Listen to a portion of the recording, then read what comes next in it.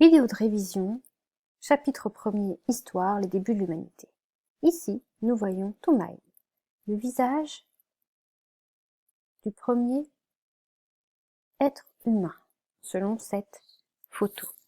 Or, il ne s'agit que de notre plus ancien ancêtre connu.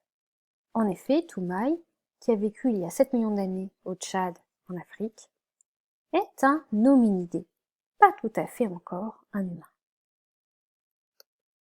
Mais quand et où sont apparus les humains? Les humains sont apparus en Afrique, tout comme leurs plus anciens ancêtres, les hominidés. Mais les premiers êtres humains apparaissent à partir du genre Homo. Ici, avec l'Homo habilis, il y a 2,5 millions d'années. Et aujourd'hui, nous sommes les Homo sapiens. Les premiers Homo sapiens sont apparus il y a 200 000 ans. Ainsi, on surnomme l'Afrique le berceau de l'humanité. Nous avons vu que la plupart des hominidés et des premiers humains vivaient en Afrique. Mais nous avons vu aussi que certains d'entre eux ont quitté l'Afrique. Mais où sont-ils partis?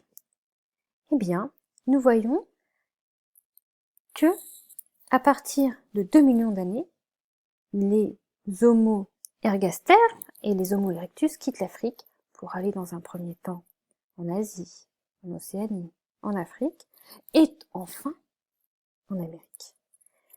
Mais, en regardant ces dates, on s'aperçoit rapidement qu'un seul genre d'homo a pu réaliser ces migrations. C'est l'Homo sapiens. C'est donc lui qui a peuplé le monde entier. Donc nous avons vu ça dans la leçon, les premiers êtres humains, l'Homo ergaster et l'Homo erectus quittent l'Afrique il y a 2 millions d'années. Mais c'est l'Homo sapiens qui peuple la Terre entière à partir de moins de 100 000. En effet, les archéologues ont trouvé des fossiles d'Homo sapiens partout sur la Terre, d'abord en Asie, puis en Océanie, et enfin en Amérique, vers moins 15 000. Maintenant que nous savons où habitaient les premiers humains, nous avons voulu savoir comment ils vivaient, c'est-à-dire comment ils habitaient, comment ils se nourrissaient, et qu'est-ce qu'ils fabriquaient. Ils habitaient dans des huttes ou dans des grottes. Mais pourquoi? Dans des habitats qui n'étaient pas vraiment permanents, et peut-être parfois faciles à déplacer. Eh bien parce que ils étaient des nomades, donc des personnes qui se déplacent pour se nourrir et qui n'ont pas d'habitat fixe. Ils se déplacent pour se nourrir car ils chassent et ils pêchent. C'est le moyen qu'ils ont de se nourrir. La chasse, la pêche, mais aussi la cueillette. Nous avons également vu qu'ils ne se nourrissaient pas uniquement d'aliments crus, mais qu'ils avaient élaboré une technique pour chauffer l'eau, puisque ils maîtrisent le feu depuis il y a environ 400 000 ans. Comment faisaient-ils pour chasser? Quels outils utilisaient-ils? Eh bien, nous avons vu qu'ils utilisaient par exemple des harpons pour la pêche, des propulseurs, en bois de renne celui-ci, pour lancer des sagets, c'est-à-dire des lames qui servaient à chasser, mais qu'ils utilisaient aussi d'autres objets dont l'utilité est plus difficile à comprendre. Ici, cette statuette a probablement un lien avec une croyance de ces hommes du Paléolithique. Alors tout cela, ça a été découvert grâce aux archéologues. Les archéologues, ce sont ceux qui cherchent des traces du passé.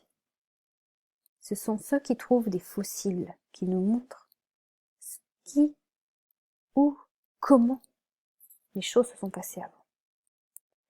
Alors nous avons vu que par exemple les archéologues avaient fait un énorme travail dans la grotte Chauvet.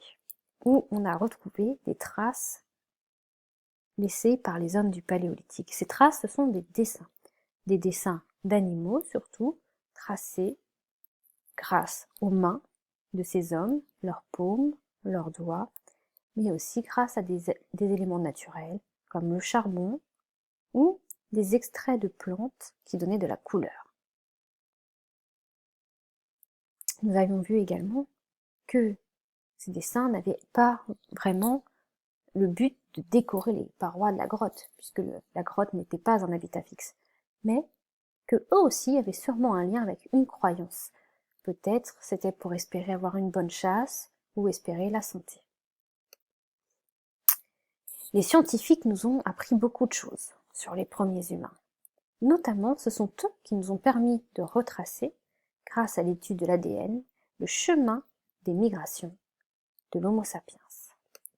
Mais découverte bien plus importante, les scientifiques nous ont appris que les humains d'aujourd'hui avaient tous une seule et même ancêtre. Tous les humains ont un ancêtre commun. Cet ancêtre commun qui relie tous les hommes d'aujourd'hui est une femme, africaine, donc à la peau noire. Nous en avons conclu qu'il n'y avait qu'une seule espèce humaine et que le racisme était quelque chose qui ne devrait pas exister puisqu'il n'a absolument aucun fondement scientifique. Voilà, il vous reste à réviser les définitions et puis les dates. Bon courage!